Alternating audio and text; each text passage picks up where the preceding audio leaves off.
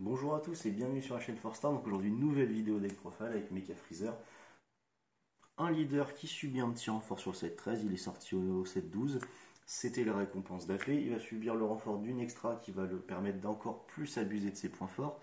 Et une unisson qui va permettre un petit peu de renforcer ses points faibles. Donc ça c'est intéressant, on va en discuter sur cette vidéo. Il subit pas un giga gros up quand même. Je trouve que les cartes sont très très fortes, mais il subit pas non plus un up absolument monumental puisque le deck était quand même déjà tier 1.5, tier 1 sur la précédente méta. C'était un deck très consistant, très puissant, avec des grandes forces.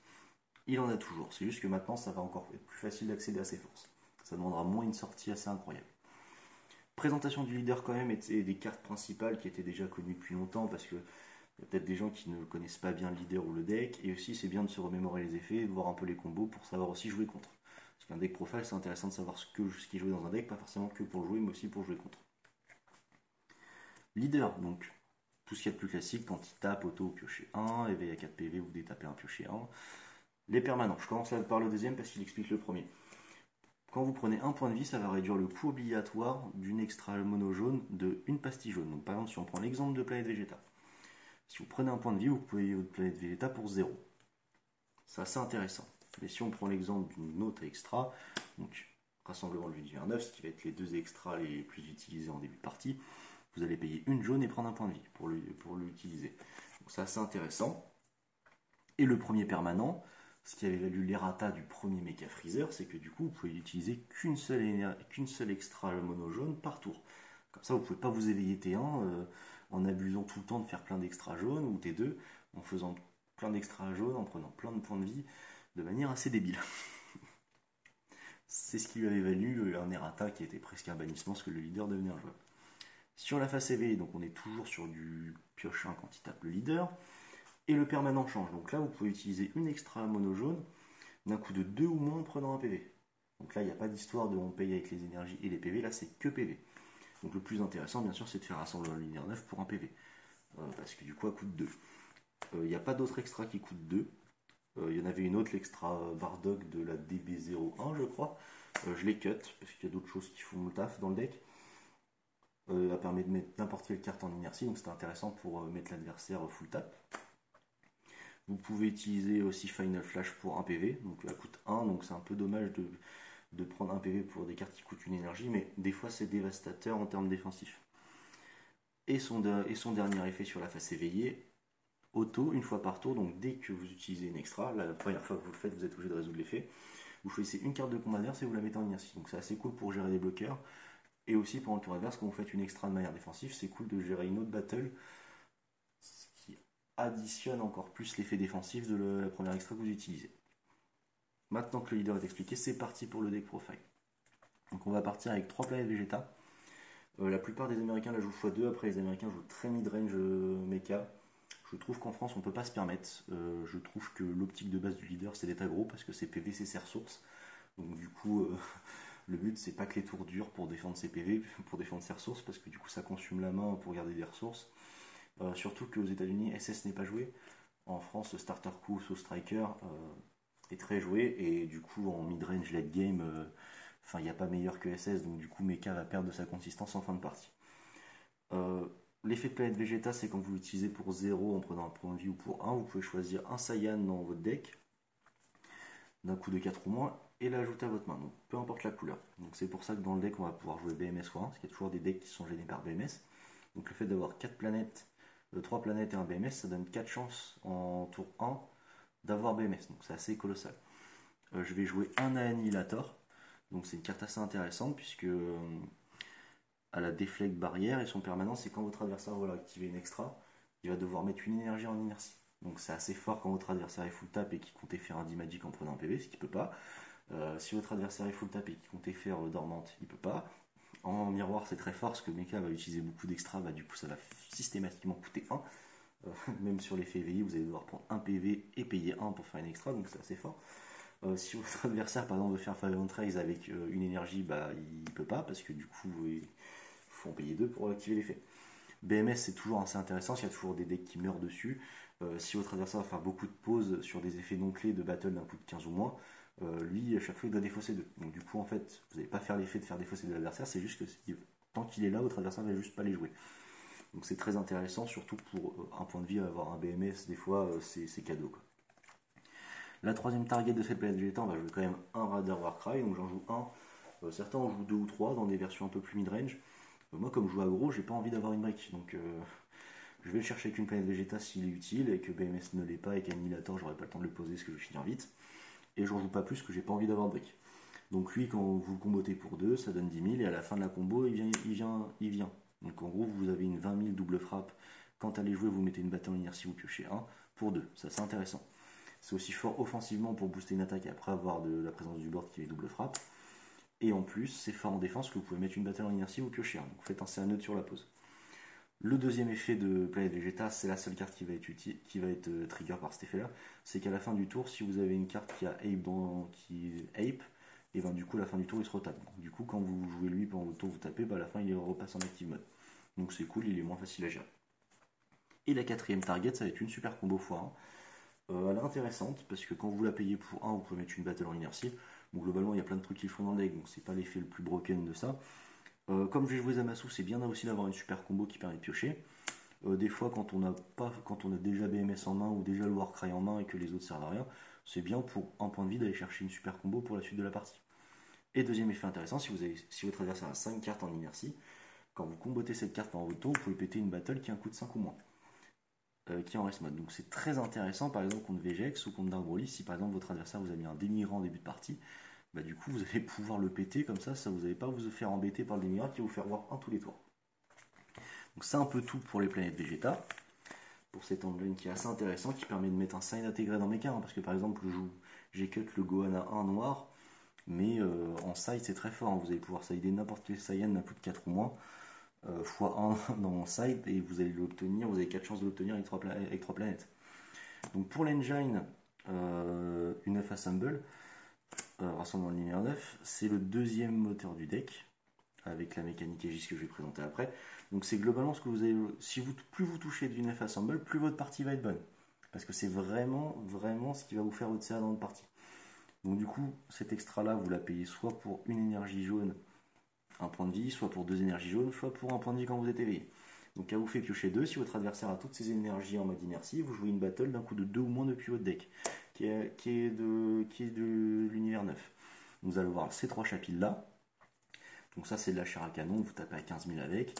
Et il a un effet embêtant pour votre adversaire pendant son tour, c'est que quand il va taper, sur la première attaque, vous allez choisir une de ses énergies et les mettre en inertie. Donc globalement ça va soit forcer votre adversaire à payer ses énergies avant de taper, soit du coup vous allez réduire de 1 énergie pendant son tour. Donc globalement cette carte là il va chercher à vous la dégommer parce que ça va l'embêter toute la partie. Donc soit il va cracher quelque chose qui va gérer votre board, soit du coup il va perdre une première attaque et il va avoir un effet un peu d'épouvantail. La deuxième target intéressante c'est Soreleop qui arrive à le B01, donc son effet bloqueur, quand vous activez l'effet bloqueur, soit vous piochez 1, soit votre adversaire sur une de ses cartes il la met en inertie. Donc c'est assez cool parce que ça rendra la thématique deck de mettre des choses en inertie. Je la joue parce qu'elle est multi, donc du coup comme j'en joue 2, ça permet de cut chapitre à 3. Et elle a un effet, globalement vous n'allez pas faire l'effet bloqueur, vous allez taper avec, un 15 000, c'est comme Chapil, l'important c'est de taper, et elle sera très intéressante pour la mécanique Aegis après. Et je joue 3 Basile parce que c'est cool d'open un Basile, des fois c'est cool d'aller le chercher dans le deck avec Rassembleur Univers 9, mais j'en joue 3 parce que je préfère quand même le jouer depuis la main, parce que depuis la main il coûte 1. Donc toute la force en termes de rentabilité de Rassembleur Univers 9, c'est l'idéal de jouer avec un PV au lieu de payer 2, donc vous économisez 2 énergies, et si vous avez le deuxième effet de jouer une battle, le mieux c'est de jouer une battle qui aurait coûté 2. Gratuitement, ça vous fait économiser encore une fois 2 énergies, alors que Basile, vous pouvez le jouer pour 1 depuis votre main, vous piochez 1, qui fait un CA neutre, et si votre adversaire a 5 cartes ou plus en inertie, il gagne 15 000 et répliques, donc c'est une 19 000 répliques, ça fait le taf, ça permet de gérer pas mal d'unissons, et en début de partie, c'est assez agressif. Donc la mécanique Aegis, j'en ai parlé, je vais jouer 3 super combos Zamasu, donc c'est fort, ça permet de mettre une battle au leader adverse en inertie, et 4 Boujak. Je joue 3 Zamasu parce que du coup ça permet de trigger la Revolt Boujak pour un jaune. La super combo Zamasu, si vous mettez en inertie le leader, vous piochez pas, mais vous empêchez l'adversaire de piocher sur son tour, parce que son leader, la plupart des leaders, c'est quand vous tapez avec, il vous piochez un. Ça met en inertie, donc ça va trigger aussi l'effet d'une autre carte que je vais présenter après. Et Boujak, son effet c'est quand il vient, il a barrière, donc il a 20 000 barrières, donc ça c'est intéressant. Et du coup il va vous permettre de faire un deuxième tour. Donc je m'explique, parce qu'il a Aegis. Donc du coup, Aegis, vous défaussez une carte multi. Donc les autres targets idéal, c'est les autres Boujak. Une fois que vous avez joué lui, il ne vous sert plus à rien. Et aussi, le Sorel et Hop que je vous ai montré de le baiser. Donc du coup, vous allez soit défausser ça, soit les autres Boujak. Les Amasous, si vraiment vous n'avez pas d'autre choix, mais l'idéal des Amasous, c'est de les comboter et pas de les défausser. Vous allez taper 2 énergies jaunes et vous allez piocher un. Donc c'est intéressant parce que ça vous permet de cycler votre deck, donc vous faites du 1 pour 1 et en plus vous gagnez 2 énergies. Donc ça vous permettra d'utiliser vos énergies pendant votre tour. Et après, s'il n'est pas géré Boujak, vous allez pouvoir avoir un deuxième tour pour le tour adverse en détapant vos énergies. Donc ça c'est fort. Ça combo très bien avec le deck et en plus avec le nouveau renfort. De plus, ça combo très bien avec une carte que je vais jouer x3, ça va être Bergamo. Puisque l'idéal c'est que vous jouez les cartes pendant votre tour. Même si vous êtes full tap, s'il n'est pas géré, vous défaussez une multi, vous piochez 1, vous détapez 2, vous mettez quelque chose en inertie avec Zamasu ou d'autres cartes qui vont suivre, et du coup pour 2 que vous avez détapé, vous payez, et vous jouez Bergamo, vous allez pouvoir lock 2 énergies adverses ou 2 cartes de combat. Donc ça c'est fort, c'est une combo qui est très très forte, c'est pour ça que la combo J c'est très forte. Hein. Si vous pouvez détaper 2, et par exemple jouer aussi un Raider Warcry, mais l'idéal c'est de défendre en faisant cycler son deck, de défausser 1 pour piocher 1, détaper 2, mettre quelque chose en inertie et bim, direct Bergamo. C'est une menace, à partir du moment où il est sur le terrain, votre adversaire il va constamment avoir la menace du Bergamo même s'il est full tap. Alors qu'avant, Mecha était obligé de garder 2 énergies pour potentiellement jouer un Bergamo que des fois il ne jouait pas. Là vous pouvez utiliser vos énergies et s'il n'est pas géré, vous allez pouvoir détaper au choix pour utiliser le Bergamo. Dans la suite des bonnes mécaniques qui étaient déjà présentes sur le set 12 qui ont toujours été payantes, les 3 fois flash, cet extra est très très fort, ça va souvent être utilisé en défense parce que du coup ça permet de, si toutes vos énergies sont jaunes, vous choisissez une carte de combat adverse en ayant en barrière et vous la blanchissez, donc c'est très fort. L'activation combat, vous mettez plus 15 000 au leader ou une carte de combat, donc c'est utilisable offensivement et défensivement. La grande force de ça, c'est que votre adversaire peut pas all-in sur une battle qui a double frappe ou triple frappe, parce que du coup vous allez la blanchir, donc du coup vous allez prendre qu'un dégât au lieu de 2 s'il all-in. Vous pouvez l'utiliser pour un PV, donc par exemple offensivement si vous êtes full tap, et vous pouvez prendre un PV, donc du coup ça vous ajoutera encore du combo power et mettre plus 15 000 à une battle pour finir. C'est une carte très très intéressante et polyvalente. Le pack défensif du deck, donc ce sera 3 nouveaux Mecha Freezer Championship. Son permanent c'est qu'il réduit de 1 le coût pour toutes les extras que vous avez en énergie dans votre drop, donc ça va arriver très vite, donc il va très vite vous coûter 1. Et son auto quand il est sur le terrain, c'est que votre adversaire à chaque fois qu'il veut faire une attaque, il devra mettre une carte en inertie. Donc ça trigger du Bergamo. Surtout que Mecha il va avoir tendance à mettre des cartes en inertie, donc du coup il aura moins en moins de cibles pour pouvoir attaquer. C'est un stop turn. Son activate main c'est pour 2 énergies jaunes, vous pouvez jouer un Mecha Freezer d'un coup de 4 dessus, vous n'allez jamais le faire, parce que c'est pas intéressant de jouer les Mecha Freezer dans le deck, en plus ce sera des briques. Mais je complète ce stop turn par un Kinto. L'ancien stop turn, le bon vieux stop turn à l'ancienne. Pourquoi Kinto? Parce que Vegex va être très présent dans la méta, Kotsukai va être une carte très sidée, et c'est chiant de payer 1 et de warp 2 quand il y a Kotsukai, alors que Kinto, vous allez juste défausser 2. De plus, Kinto, comme c'est une extra, quand vous allez la faire, vous allez instaurer un stop turn un peu, et en plus, du coup, vous allez tout de suite trigger l'auto une fois par tour du leader, donc vous allez mettre une battle en inertie. Donc ça augmente un petit peu l'aspect défensif du deck. Et également aussi, s'il prend un compte de mise en jeu, Freezer, du coup son auto proc pas et du coup il stoppe pas le turn, quoi. Et ça c'est problématique, alors que Kinto il prend juste un contre-contre, ce qui est quand même beaucoup moins répandu. Et Freezer prend aussi le contre-contre. Kinto prend moins de trucs. De plus, Kinto vous pouvez le faire pour un PV, alors que Mecha faut avoir des énergies open. Et de plus, quand je joue contre le bleu, ça m'embête de devoir avoir 2 open pour faire lui. Parce que du coup, si je prends un counterplay Trunks, du coup je suis obligé de le rejouer une deuxième fois. Donc c'est embêtant, c'est pour ça que je fais du 3 et 2 au lieu de jouer 4 Mecha Freezer. Des fois, Kinto dans la main sauve la partie alors que Mecha Freezer ne l'aurait pas stoppé. Ensuite, on passe au nouveau renfort de la BT13, la nouvelle extra. Pour moi, elle est très très puissante. Elle apporte de nouveaux horizons au deck et elle va abuser de ce qui est déjà fort dans le deck. Donc du coup, son effet, c'est activer Vate Main, vous pouvez piocher 1 et mettez une munition adverse ou une carte de combat en inertie.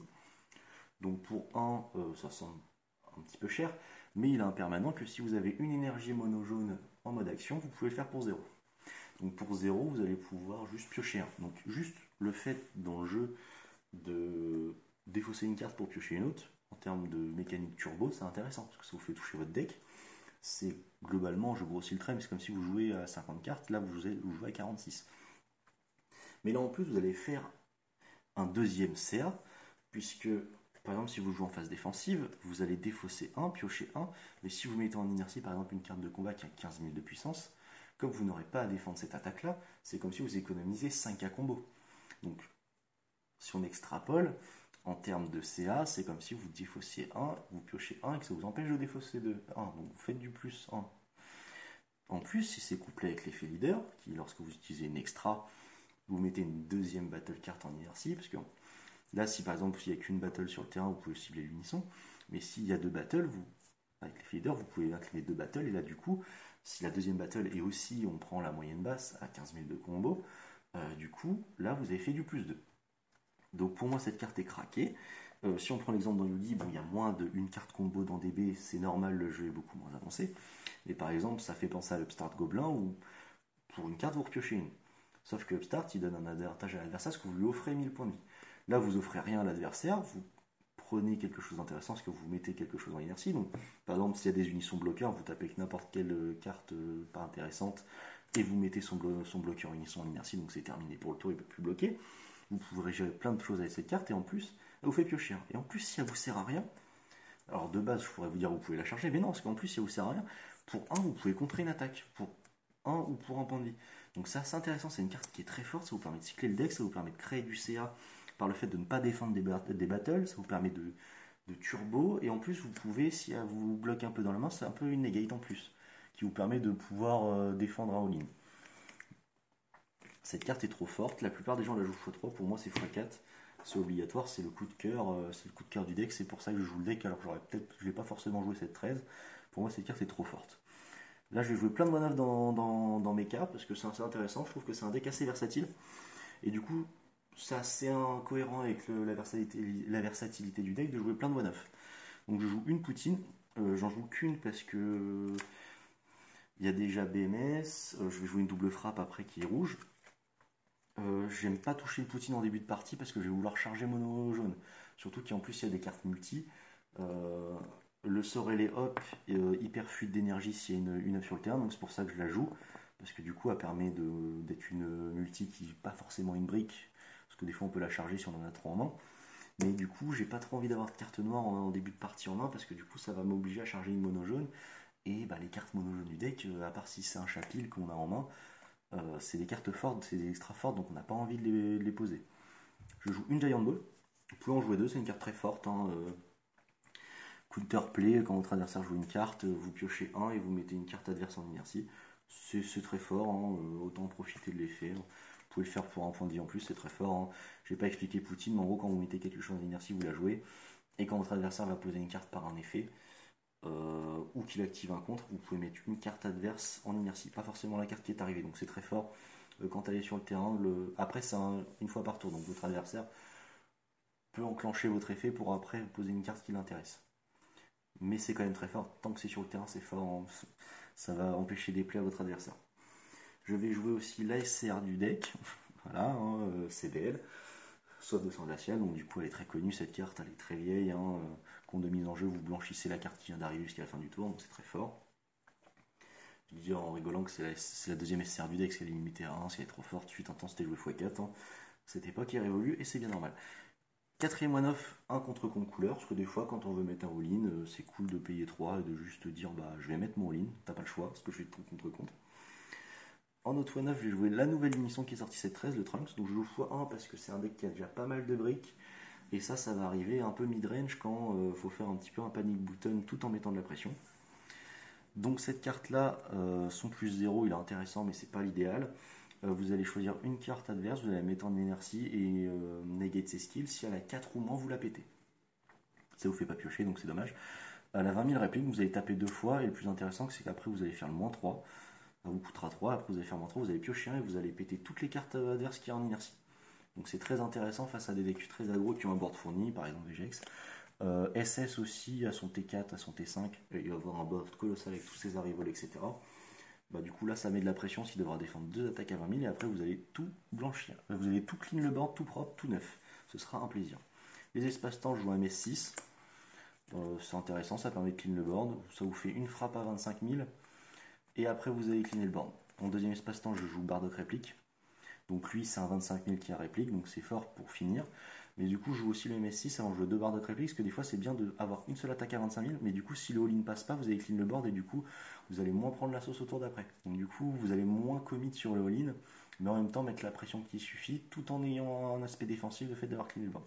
Du coup, je vais jouer une double frappe, parce que c'est la meilleure finisher du jeu.